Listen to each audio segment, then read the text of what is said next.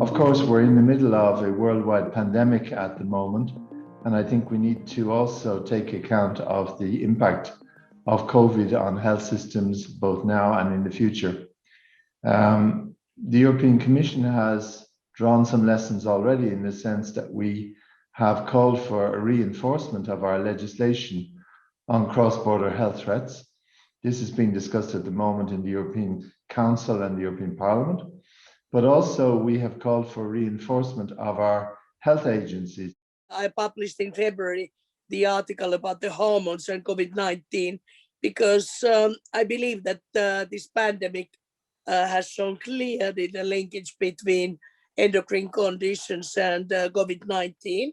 And then we know, and there's alarming new information, what is the linkage between endocrine disruptors and different kind of metabolic diseases, diabetes. For the first time, we have an appropriate funded program, 5.1 billion, with a lot of good objectives. And the EU for Health TOS recognize obesity as a chronic disease and gateway to other chronic diseases, including diabetes, cardiovascular diseases, and certain types of cancer.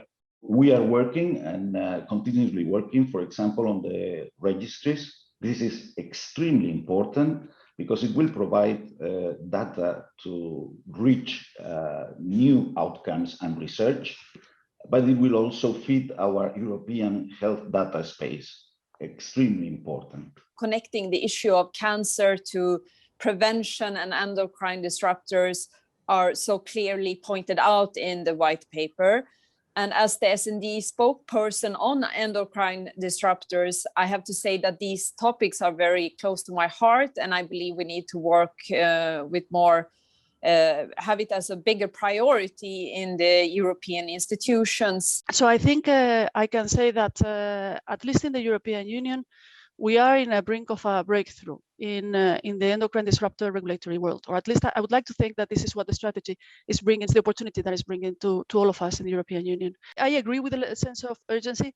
I think that the role that the society, but also other scientists, the groups have played is fundamental in raising the awareness and trying to break the false dilemmas that we are commonly confronted with in the regulatory areas. But I would just want to finish by thanking the European Society on Endocrinology for all the work. I think it's very important, the work that you provide us in the Commission, all the scientific support, and I hope that we can still count on you in these 2 years to come, because we will need your help. Thank you very much. First of all, congratulations on the excellent scientific nature of this document.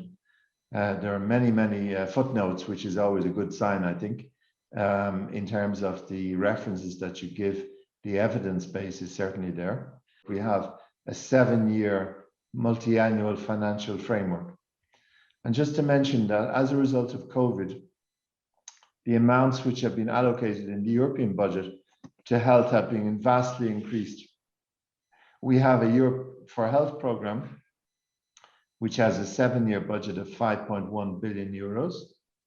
And we have a research program for health, which has a 7-year budget of 8.1 billion. Congratulations on the quality of your work. And I look forward to working with the European Society of Endocrinology and with Professor Justina and his colleagues in the coming years. Thank you.